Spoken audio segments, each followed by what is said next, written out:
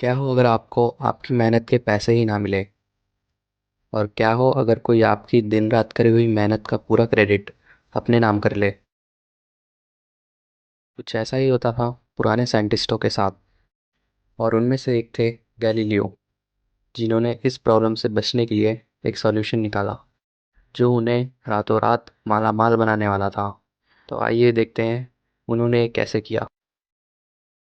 Galileo, जो एक Italian philosopher, astronomer और मैथमेटिशियन थे, उन्होंने अपने आप को फाइनेंशियली अनस्टेबल कंडीशन में पाया, क्योंकि वो जो भी डिस्कवर करते, जो भी इन्वेंट करते, उन्हें उन चीज़ों के बदले सिर्फ गिफ्ट्स और रिवॉर्ड्स मिलते, ना कि कैश। उसकी रिसर्च को सपोर्ट करने के लिए उसे नंबर ऑफ रूलर्स पे डिपेंड होना पड़ता था, जैसा कि उस टाइम के बाकी रूलर्स भी करा करते थे। और उन सब रिसर्च का सारा क्रेडिट वहाँ के रूलर्स रख लिया करते थे, अपने आप को बड़ा दिखाने के लिए। 1597 में गैलीलियो ने मिलिट्री कंपास इन्वेंट किया, जिसे उसने ड्यूक्स ऑफ गॉन्जागा को डेडिकेट कर दिया। और उस कंपास को यूज़ कैसे करना है, उसने उसके ऊपर एक बुक भी लिखी, जिसे उसने मेडिसिस को दे दी। और वो दोनों रूलर्स गैलीलियो की इन्वेंशन देख के बहुत ही ज़्यादा खुश हुए। बट गैलीलियो के इतना सब कुछ करने के बाद उसे सिर्फ गिफ्ट्स मिला करते थे। फिर गैलीलियो ने अपनी फाइनेंशियल कंडीशन ठीक करने के लिए एक आसान रास्ता निकाला।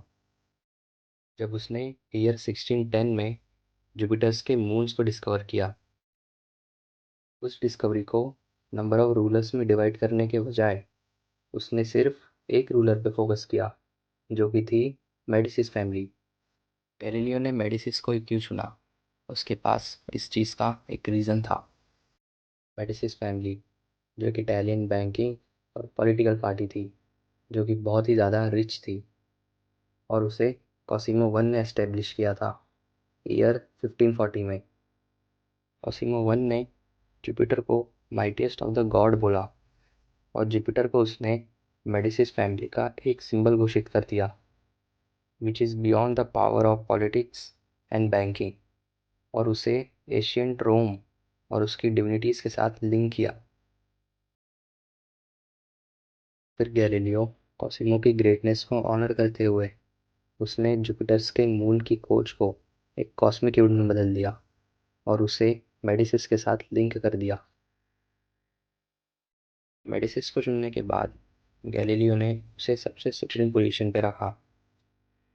मून्स की खोज करने के लिए यूज हुई सारी चीज़ें, जैसे कि टेलीस्कोप, बुक्स, इन सब चीज़ों को वो सिर्फ मेडिसिस को देता, ना कि उसके अलावा किसी और रूलर को।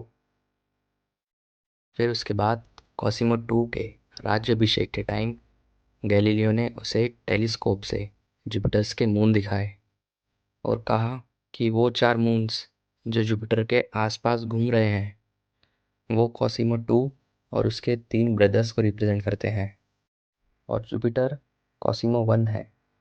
फिर गैलीलियो ने मेडिसिस के सामने इस चीज़ का एक सिंबल रिप्रेजेंट किया, where Jupiter sitting on a cloud with the 4 star circling about him. Galileo ने अपनी खोज को मेडिसिस के साथ लिंक कर दिया।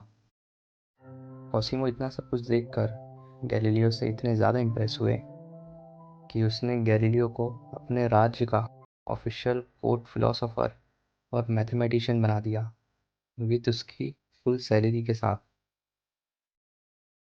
गैलीलियो के लिए ये बहुत बड़ी अचीवमेंट थी, जिससे उसका स्टेटस बढ़ा और उसे मेडिसिस की तरफ से कैश प्राइजेस भी मिलने लगे, और इस तरह उसने अपने फाइनेंशियल कंडीशन को ठीक किया।